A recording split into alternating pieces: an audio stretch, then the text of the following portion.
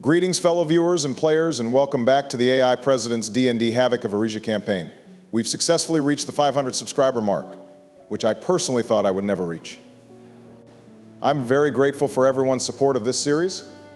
Last episode we ended on a cliffhanger, or a bridge faller in this case. I guess it's Donald's time to recap the story. That's right, it's time for my grand recap. So last session, we blew up the cave of the Megalodon I totally won against, and Shabibo died from falling rocks. I resurrected him, and then we went on a bridge, and I used my supercomputer brain to breach the gate at the end.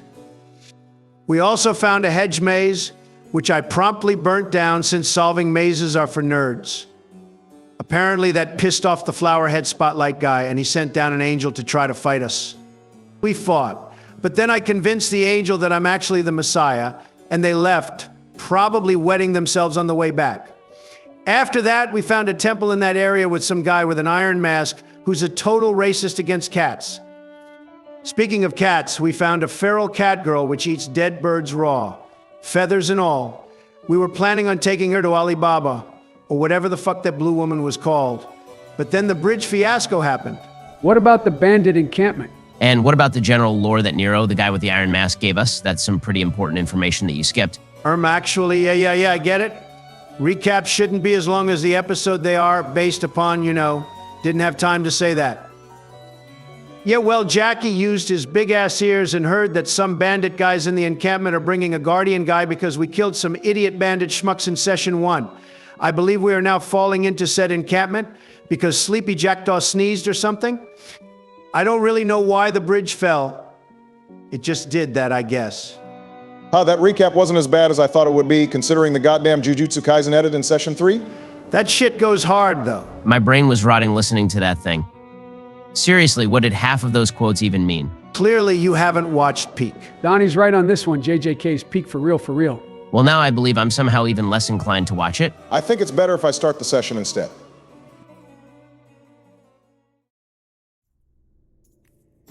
As the bridge collapses, you all feel butterflies in your stomach as you free fall into the bandit encampment. In these brief moments of weightlessness, you see faces of shocked and horrified bandits below you as the large stones of the bridge plummet down on the houses below. Penelope is panicking as she loses her footing and falls down with you. Everyone, make either an acrobatics or constitution saving throw in order to make the landing. I rolled 18 on my acrobatics. I hope a 13 saves me, dang. Naturally, I one-up Lionel again with a 19. Man, fuck off with these one-ups. In the midst of the chaos, the crumbling blocks of the bridge descend upon the unknowing bandits of the encampment as you manage to make a decent landing. Basil is the only one who takes damage, which is a singular point of bludgeoning damage, as he lands uncomfortably and messes up his knee a tad bit. You all find yourselves in the middle of the encampment as panic screams and shouts come from all around the outpost. In my humble yet highly educated opinion, we should get the fuck inside before we get swarmed by bandits. What about Penelope? All right, she might be hurt. What's this talk about Penelope? You hear her above you as she stands over the rubble without a single scratch on her body. Aha, she's a cat. They always land on their feet. Well, that's good. Now time to find a house or building to hide in. Make a quick perception check to check your surroundings.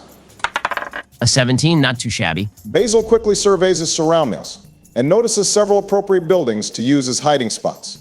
A derelict mine, a bulky warehouse, and a shoddy shed. However, they're all out of reach, so you'll have to make a run for it before anyone notices. Well, what do we pick, guys? I reckon the mine won't have a lot of people in it, so we might be safer there. Well, the warehouse probably has more loot, so I'm going for that. Besides, bandits are easy pickings. Lionel, we're still pretty low, and some of us barely have any mantra slots. I think we should also pick the mine, and then take a short rest if possible. Damn, y'all are some lame asses. I mean, if you want to, you could run alone into that warehouse and get stabbed to death whilst we sit and chill inside of the cave. Your choice. I can follow Boomstick. He needs company too. As you squabble, some bandits have taken notice of your presence. They look both curious and on edge, blades in hand. Shit. Let's run into that cave before they do anything. Lionel, you better follow. Fine, since y'all want me so bad. Also, Penelope, you are a real G. You make a mad dash for the abandoned mine, as chaos ensues from your surroundings as bandits try to make sense of the situation. As you finally reach the mine, you realize that it has been retrofitted and has been turned into some sort of expansive kitchen. This revelation happens to be very convenient as you start to feel your stomachs grumble, since you haven't eaten anything in a day and a half. The smell of bread and mushroom stew now reach your noses, tempting you to indulge in a feeding frenzy. Oh boy, I'm about to go crazy on this. The cut is going to be insane. Save some for us lard ass. Oh, come on, Jackie. You know I'm just playing with you.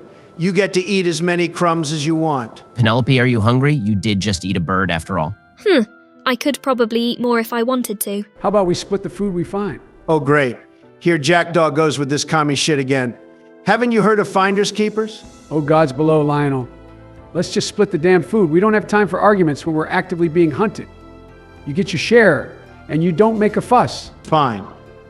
As long as I get some protein and carbs. Let's search and see what we find.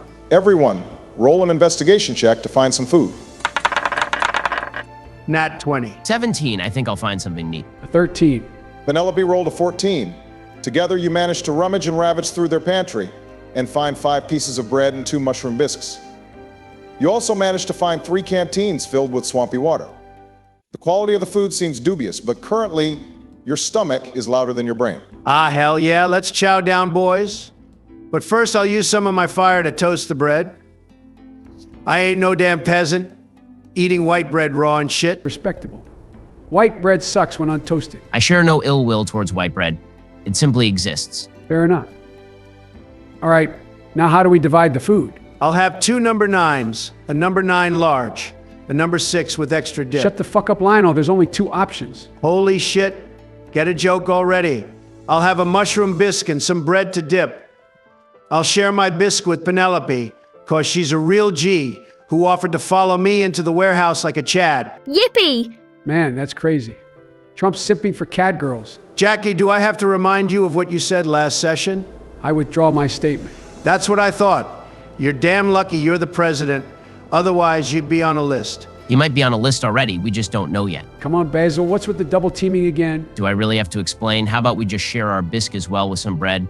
We've got stuff to do soon. Fine then. I'll also take some bread and soup. Cheers, everyone, let's dine. I toast my bread with Penelope, and then with Jackie and Basil. As the party feasts on the plundered food and takes their short rest, they regain their mantra slots, as well as some HP calculated by their hit dice. What is your current HP, and how much do you restore from the hit dice? With my regeneration effect after the fight last session, I was at 10 HP, and then I lost 1 hit point from the fall, so I'm at 9. From my hit dice, I restore. Dang it, only 3 HP. Now I'm at 12 out of 18. I was at 16 with the regeneration effect, and now. Awesome, a 9. I'm back at full health. I was at 11. That angel guy stabbed me pretty hard, so I hope I get a good roll. Dang it. Natural 1. I'm at 12 out of 19. Jackdaw hears footsteps, which are becoming louder and louder. Clearly, someone else is approaching them. Ah, shit. We were having such a good time here. What do we do? We could try to hide. There might be some nooks and crannies we could use to our advantage. The footsteps are now right beside you. A bandit in leather armor and a hood looks right at you, on guard, with daggers in hand. Shit. Think fast. Allow me, peasants. I call out to the bandit, hey, what's that look on your face? We're just enjoying our lunch break here. Roll a deception check. That's a solid 18. Huh? The upper Erisian bridge just collapsed, and you greedy fuckers are eating soup? There's reports of people in our perimeters, and you bastards are stuffing food in your gullets? First of all, asshole, we're entitled to a lunch break as much as you are.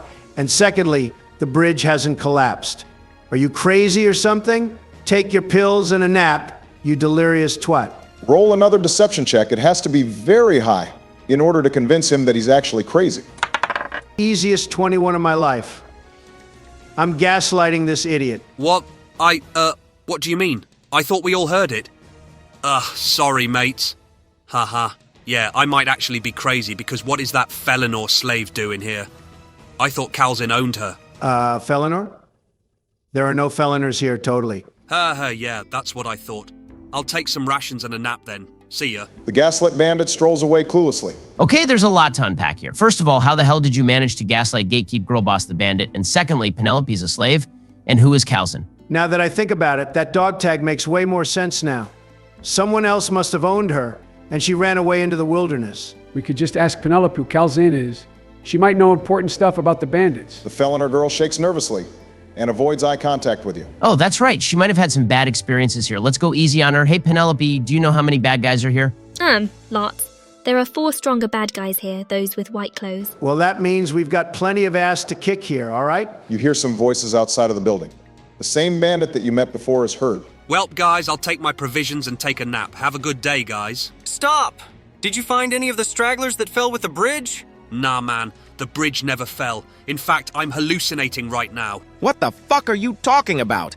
Everyone saw the bridge collapse, you moron! Nah. Goswin, look up there at the collapsed bridge. Huh, yeah, what about? You hear a devastating bonk as the gaslit bandit falls to the ground. That's one less moron to deal with. Something must have happened to him when he walked in there, so those intruders are most certainly in the kitchen quarters. Do we smoke them out, sir? I happen to have a dust bomb at the ready. Go right ahead. Be careful, though. I have no clue what Calzin puts in them. But they sting like hell, so throw it good. Wait at least 10 seconds before throwing, because they might return to sender. Ah, yikes, they're going to suffocate us in here. We're going to have to find a way out. Maybe they've got a window in here to escape. Or we have to prepare for combat. Actually, Penelope doesn't have any weapons on her. I'll give her my 2 short swords. I never use them anyways. Oh, for me. Yup.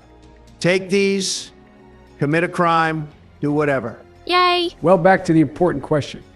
What do we do about this potential smoke bomb? What if we stay back and lure them into a choke point? This kitchen is already pretty effective at that, but we'll have to find a way to vent the smoke out. Say no more. I can use my wind blade to dispel some of the smoke and maybe even send it back at them. Roof. Penelope points at the wooden roof of the kitchen, which is slanted. It has a few boards loose and a log as support. What's up with the roof, Penelope? Penelope uses her short swords and starts climbing on the walls of the kitchen, and then leaps. 25 on acrobatics. She latches onto the log supporting the roof and climbs around, hiding herself. Hey, she's hiding on the roof? Smart thinking, Penny? Me, Penny. I like it. But wait, the smoke will rise and suffocate Penelope, and they're going to throw that smoke bomb any second now. And right on cue, you hear the thud of a metallic object originating from the beginning of the halls around 30 feet away from you. Umbral black smoke releases from it, swirling like dark mirages. The smell is unbearable, but like rotting fish and smelling salts. You can hear Penelope gag as she covers her nose and mouth from the smell. As opposed to normal smoke, this gas swirls as if it is alive, and it starts seeking out anything that's alive. Why did none of us think to rush them before the smoke was released? Good point. Well, crap, now I have to face this evil shadow smoke thing. I run to face the smoke, and I'll start preparing to cast my wind blade mantra. First, make a wisdom saving throw. Aha, 17. That might be enough. The shadowy smoke wraps around Jackdaw's legs, but they seemingly have no effect on him. As the Vigil Warrior is poised to strike, keeping a hand on his sheath and one on the handle, ready to unleash a devastating wind blade. Roll to hit with disadvantage. Well, that's fine. I'm just here to send some of the smoke away. Wowie, a double natural 20. Damn. Snake Eyes finally did something, damn. Holy shit. Jackdaw unsheathes the blade by an inch, which makes the durable latrine steel glow a neon green. The shadowy smoke, like light in a black hole, is sucked into his blade. The smoke starts to clear, and at the other side of the passage, Jackdaw can see the terrified faces of the bandits. Wait, I'm sucking it in? What? He's absorbing the dusk bomb with his sword? Impossible. No way, it's a Vigil Gale Breather. What Gale Breather can absorb the shadows themselves? He's beyond us. The Vigil's blade radiates a vanna-black color, as all the smoke from the dusk bomb has been absorbed by it. I am Jackdaw Hashem, blade of my strength, and I have never known defeat. I unleash my blades. There's not even a need for an attack roll. Jackdaw fully unsheathes his sword with a furious battle cry, and a shadowy arc of dark gales flies swiftly, even with his vision obscured. The Vigil have locked in on a target with sheer willpower alone. The dark crescent makes contact with a terrified bandit who is promptly sliced in half and crumbles to dust and fades away. The other bandit freaks out and moves away. Gods below, what in the actual fuck did I just witness? The terrified bandit now makes eye contact with the Atrine warrior. The rabble-rouser's eyes are twitching, and his legs are shaking uncontrollably. He tries kicking his foolish, unconscious comrade awake, which is still out cold from the blunt hit. Wake up! We have to run, fast! The bandit's efforts are, in fact, not working. He looks once more at Jackdaw, terrified. You may run, foolish warrior. You are clearly outclassed. Roll for intimidation with advantage. 19. The bandit finally gives in. He picks up his knot comrade over his shoulder and runs for his life. Help! Reinforcements! Calzin! Gervasius! Anyone! Help! I look back to the team. I've cleared the area, guys. I wonder who Gervasius could be. Penelope looks at you from above, curious. Snaky strong. Don't get too attached to him, Penny. He likes to smell kids' hair. Oh, come on, just let me have this moment. We don't have a moment. That bandit was calling for reinforcements, so we'll have to move. Obama, what places can we go to? You remember there's a warehouse and a shed. You can make another perception check to spot something new. Let's just run to the warehouse for now. Dilly-dallying will get us swarmed by the reinforcements, so let's go. All right then, can't argue with that. Jackdaw got extremely lucky. Otherwise, we might have had an actual fight. Hey, Penny, we're going to have to run to the warehouse. Follow me. Okay, I follow you. Let's dip, boys. The gang runs swiftly through the settlement, not spotting a single person outside. A slight feeling of uncomfortability grows in your stomachs. The settlement in general smells of salt and herbs, and the sun is gleaming with warmth. Yet you feel as if something is wrong, an indescribable feeling of subtle horror. After a left and then a right turn, you make your way to the not-so-abandoned warehouse, as you instantly see a group of bandits walking around on higher ground. The warehouse is full of crates and containers, presumably filled with stolen goods and materials. As you all were running, some bandits have caught onto the sound and appear to be on edge. Everyone, make a quick stealth check. Yikes, we should have been more quiet. I got a 21, hell yeah. That's a natural 20, nice. Crap, that's a 5. Penelope rolled a 10. The bandits notice your footsteps, and their movements immediately stop. As you haven't made your way into the warehouse yet, they haven't spotted you yet, but they're now way more cautious and on edge. I've got an idea. Obama, are there any empty crates or boxes outside of the warehouse? Yes, there's a stack of unused wooden crates right next to you. What do you plan to do with them? All right, have any of you guys heard about a game called Metal Gear Solid? Lionel, there's no fucking way that's going to work. You may have gaslit one bandit, but they can't all be that stupid. It appears you've misinterpreted my geniusness. The warehouse seems to have a skylight of some sorts with no windows. Penny, could you climb up on the roof? Climb. Easy peasy. Then what are you trying to do? Simple. I'll serve as a distraction, so Penny can drop down and assassinate the guys on high ground. We haven't seen Penelope fight yet. Are you really sure this will work? Forget about it, dear boy. This will go swimmingly. Jackdaw and I will stay back. If you get caught, then just know that I told you so. Yeah, this doesn't seem like the smartest thing, to be honest. Penny, you should stay back with us. The feliner sticks her tongue out and hisses at you. Only Boomstick can call me that, Snaky. She's learning so fast, I'm so proud. All right, Penny, let's get this plan into action. I will hide as a box and sneak into the warehouse. When I snap my fingers, they will be blind. And that's when you can jump in and take them out. Penelope gives you an okay sign with her hands, and she starts scaling the building at record speeds, not making a single sound. It's showtime. I'll use the wooden crate as cover and start sneaking into the warehouse like Solid Snake. I'll hide next to some other crates so they don't notice me easily. Roll for stealth with disadvantage, since the bandits are weary right now. I got a 14, so this has got to work. Lionel stealthily sneaks into the warehouse, even with the guards being on edge. He positions himself next to a collection of crates, concealing himself more effectively. You start to tune into a conversation between the bandits guarding the warehouse. Hey, is it just me, or are there more boxes in that pile than usual? Haha. Yeah, that's what happens when you're forced to guard the warehouse all day. You start seeing stuff. Yeah, no, I think I actually saw something. Going down to check it won't hurt, right? Man, you're being a total Goswin right now. You sure you didn't need any blue caps? Wait, blue caps? That's what I need for my potions. You can't hear this conversation, Ben. Oh, sorry. Well, unlike Goswin, I'm not a complete junkie. I'll check the pile, and if it's nothing out of the ordinary, I'll go back and keep watch. The bandit jumps down from her high ground and starts walking towards the crates where Lionel has concealed himself. Shit, better not notice me. The guard bandit analyzes the crates from a distance and notices something peculiar. Hey, Flazian, there's dirt on one of the crates, like the unused crates we keep outside the warehouse. Well, we got that batch you're looking at a week ago, and most of them were dragged on the ground by that bumbling moron Goswin.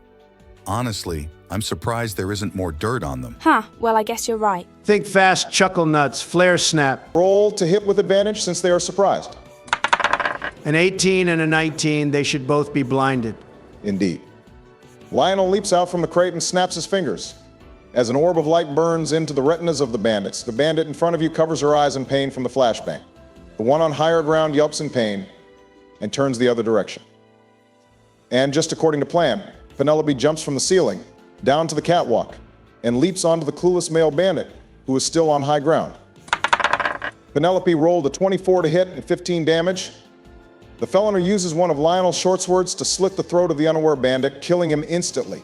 For good measure, she plants the blade into his back just to make sure he's dead. Blood splashes onto her face and clothes as she licks her lips in satisfaction. The bandit drops dead, bleeding as he releases a final gasp. Geez Louise, you're really teaching her to be a psychopath. First of all, Sleepy Joey, you're not supposed to be in this scene. Secondly, you're just mad because she hates you. And besides, it's better to have a psycho than a coward on your side. Anyways, since we aren't in combat, we have no turn, so I'll grab the blinded bandit in front of me and choke them out. Roll a contested athletics check with advantage. I'm on a roll today, that's a 17. The bandit rolled a 13, which means you succeeded. How do you want to do it? I position myself behind the bandit and grab them in a headlock, choking them out until they cease to breathe and they fall to the ground like a sack of potatoes. Also, Penny, we should probably hide the bodies so that the other bandits don't notice them. Grab some cloth from the bandit and use it to clean the blood from the scene. After that, we'll throw the bodies into some of the containers. The feliner nods to your suggestion as she rips a piece of cloth from the defeated bandit and starts to clean the floor of blood. She grabs the bandit by the arm as she struggles to carry the corpse into the wooden container. Remember to lift with your legs, not your back, Penny. Just throw them in there. I can dispose of mine in another container. How do I lift with legs? Hands are better for grabbing. Just keep your back straight and go down low with your legs so you can pull them up easier. Penelope tries your advice and succeeds as she lifts up the bandit and manages to push him into one of the containers. The mangled bandit falls with a thud. She grabs a couple planks to use as a lid for the container, as to not let the stench escape. She's a clever girl, that's for sure. I'll throw the one I strangled into a nearby container as well, and also cover the lid with some planks. As you successfully dump the body into the container, the area seems clear, as if there were never any bandits here to begin with. Basil, Jackie, get in here. We cleared the area. I'll need your help to loot this place. There's tons of shit in this place. Are you really sure it's safe? There could be more bandits in here waiting for us. Dear boy, if there were more, we would have noticed them by now. Let's start looting this place. I heard them mention Blue Cap, which might be something of interest to you. Yes, that's the ingredient I've been looking for. They might have some of it here. Let's search this through. There might be something for Jackdaw, too. The only thing I'll be searching for is inner peace. What about a cool sword? The katana is cool enough, but a little more armor would also be nice. I'd like a pretty gem, or fishies. If there were fish here, you would have smelt it by now. I don't think they keep refrigerators in this place, so it would smell pretty foul. But sure, you'll have dibs on the first jewel we find, and then I'll have the second. In order to search this place, you all need to make an investigation check. 22. I hope I'll find some of those blue caps Lionel mentioned. Dang. An 11? I got a 10. Unfortunately, Penelope got a natural one. As you start rummaging the warehouse, checking various boxes and containers, you hear more footsteps before you find anything important. Penelope freezes up as she notices the smell of something peculiar. She looks generally distressed and uneasy. She calls to you in a breathy voice. Hide! Hatman is here. Oh, I know the Hat Man. He appears every time I don't take my meds. Didn't know Joe was schizophrenic. Who's the Hat Man, Penny? The distressed youth ignores your question and instead runs to hide inside of a box. Oh shit, let's do the same. Yup, no questions about it. You do not want to fuck around with the Hat Man, trust me. He sometimes appears when I have sleep paralysis, and he keeps demanding that I give him my social security number. Joe, take a blue pill and a yellow one as well for good measure. I think the Hat Man might be one of those people the bandits mentioned. They might be pretty strong. Dear boy, hide for fuck's sake. The sound of footsteps now draws closer as two humanoid shapes approach.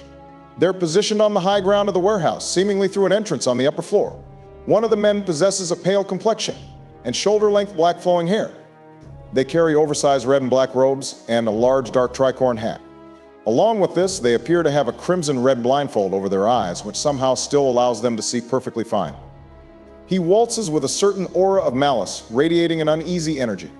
This is undoubtedly the man Penelope seems to dread so much. The second person also carries a robe, but this one is of a dark cobalt shade, along with silver trims.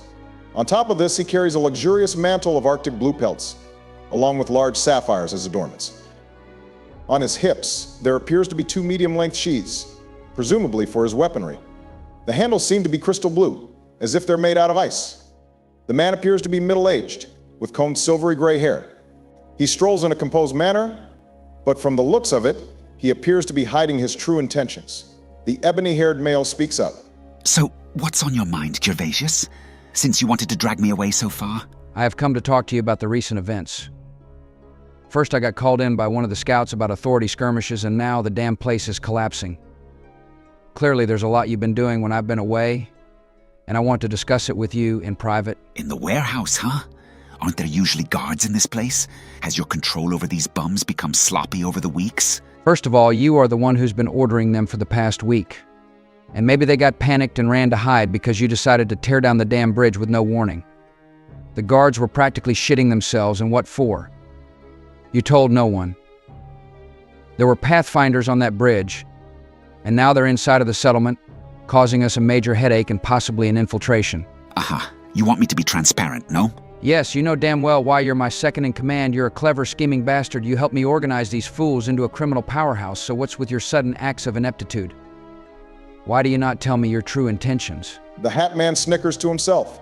He adjusts his headwear and directs his gaze to the roof. Gervasius, are you ready to join something greater than yourself? Huh. What are you talking about? That day, I found you and your sorry excuse of an organization in the first week of Erisia's drift. I saw potential. Great potential. After my display of power, you invited me to join you. I sought to organize your forces like tin soldiers, allowing for greater efficiency than ever in collecting the lost resources of this island. This, however, is nothing special. Any group of know-nothings can become organized with the right leadership. Well, yeah, our joint operation has made us the only source of blue caps, Arathan, and Erisor in the entire Luminant. And you played a part in that, so what's with the sudden idiocracy? Are you trying to ruin me? Allow me to speak to completion. This operation, although profitable, has been a test right from the start. I have been doing this to measure your capabilities as a leader, and you appear to be passing with flying colors. I want you to— You seem to be avoiding the question. Kalzin, look me in the eyes. Why did you tear down the bridge? The Hat Man, apparently named Kalzin, seems taken aback by this sudden surge of authority. He grits his teeth and focuses his glare on Gervasius. Kalzin realizes that he can no longer avoid the question at hand. I see potential in the Etrian swordsman, just as I did with you.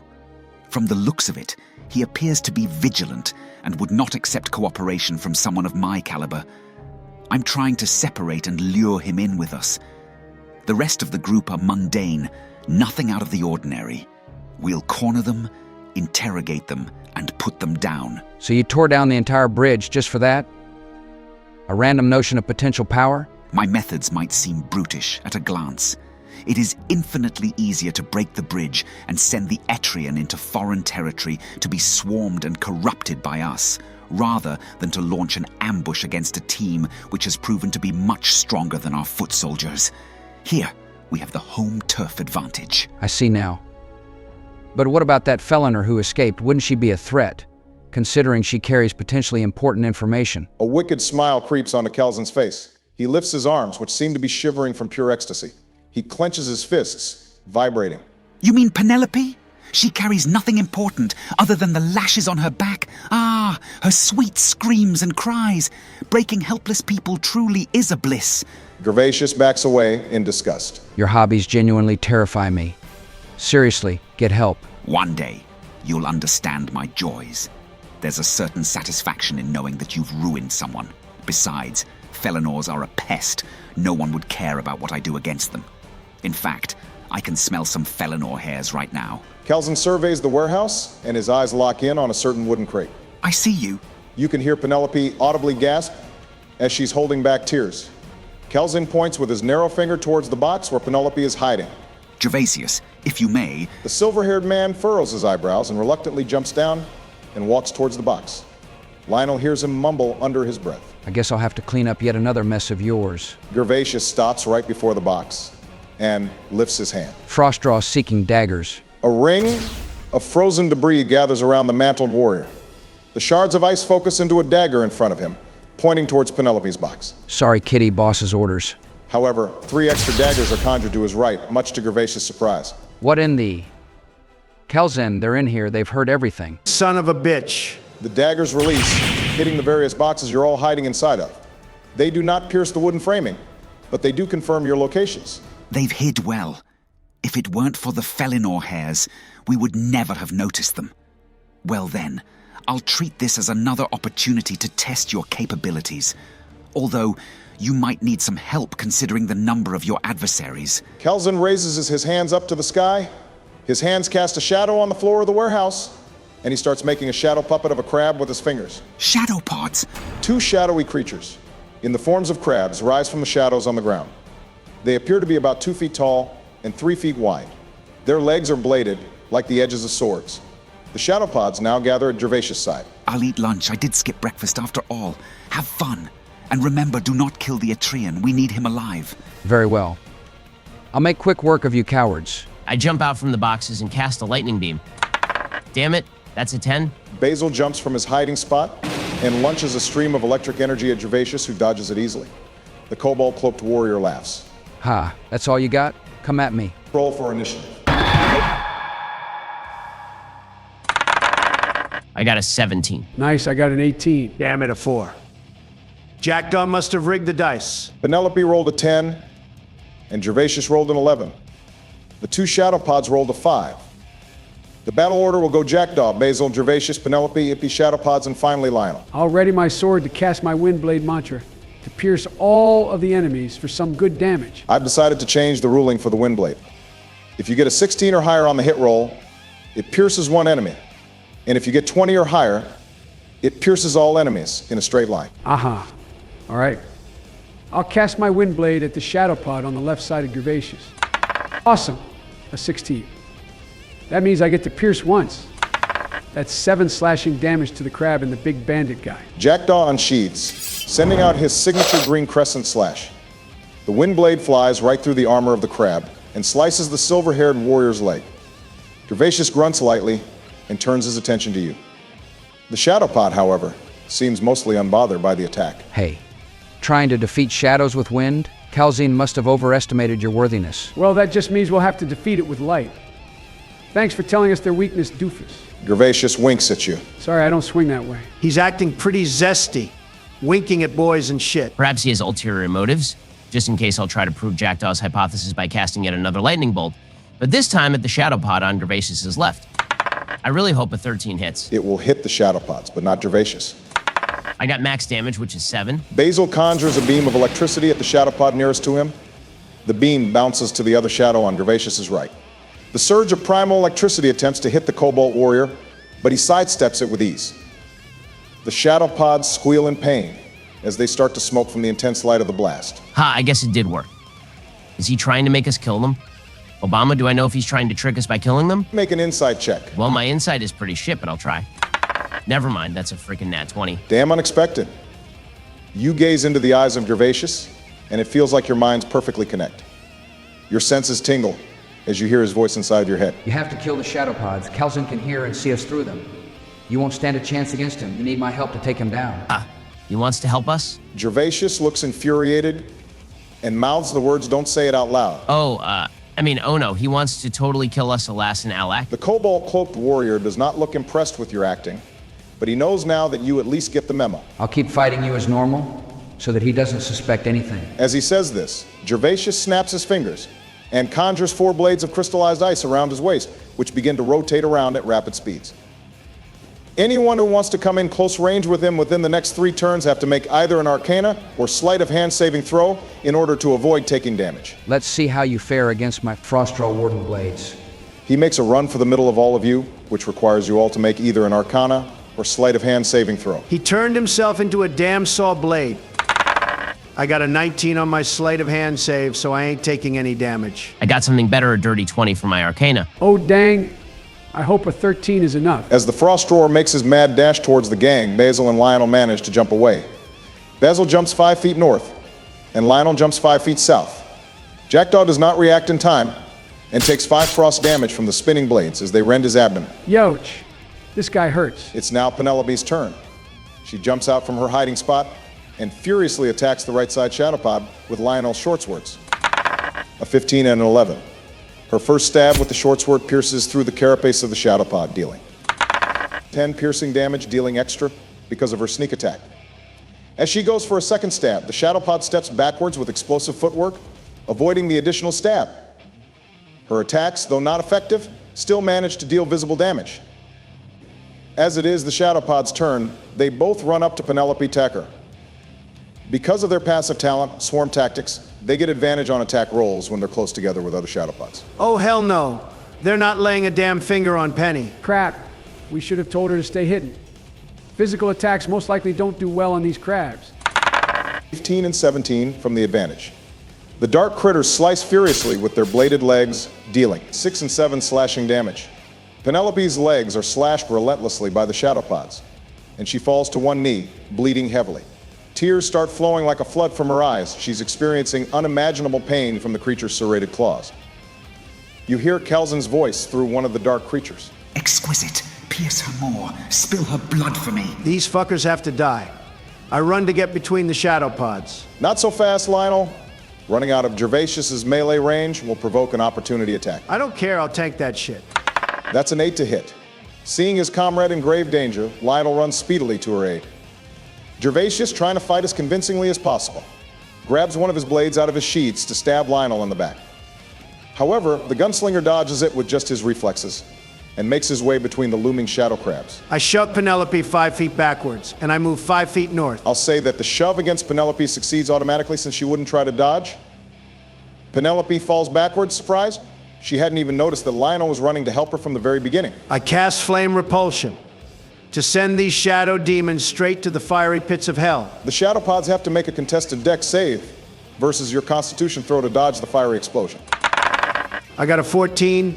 This better work. The shadow pods failed their save, as they were completely surprised by Lionel's sudden act of bravery. Now roll for damage. That's 9 fire damage. Since fire and lightning deal double damage towards these creatures, that's enough to kill them. How do you want to do it? As my body starts glowing, enveloped in flames, I crack my knuckles. I speak to the dumbass crabs in front of me. Disgusting hat guy, I know you can hear me. Just let it be known that I, Lionel of the Summer Company, is here to end your ass. I roar with power as the flames from my body completely eradicate the vile spawns. Only their burnt-ass shells are left on the ground, still glowing with orange embers. Pretty epic, not gonna lie. I gotta get some cool kill moments today, too. As Gervasius spectates the destruction of the shadow pods, his revolving warden blades deteriorate and sheathes his ice dagger. Combat is over. Boomstick, you saved me? Of course I saved you, Penny. I can't let you go down by some fucking crabs. Penelope starts sniveling as her eyes and cheeks redden. She begins crying uncontrollably, putting her hands to her face. Sorry, I'm useless. I caused this. I couldn't save myself. No, it's not your fault, Penny. You did your best. I go over and hug her. Feeling the warm embrace of Lionel, Penelope's tears stop momentarily. Honestly, this is really heartwarming. Didn't know Lionel was a big softie on the inside. Shut it, Snake Eyes. We're having a moment here. Gervasius straightens his back, watching over the scene unfolding. Since those damn crabs are gone, I may finally speak my mind. I believe introductions are in order here. My name is Gervasius Ixatoke, Bandit King of Erisia. Sorry for the mess in here. This settlement is usually more organized. What? I thought you were trying to kill us. Only because Calzin had vision. He can see and even talk through the eyes and mouths of his shadow puppets. I needed them dead before I could try to bargain with you all. Bargain?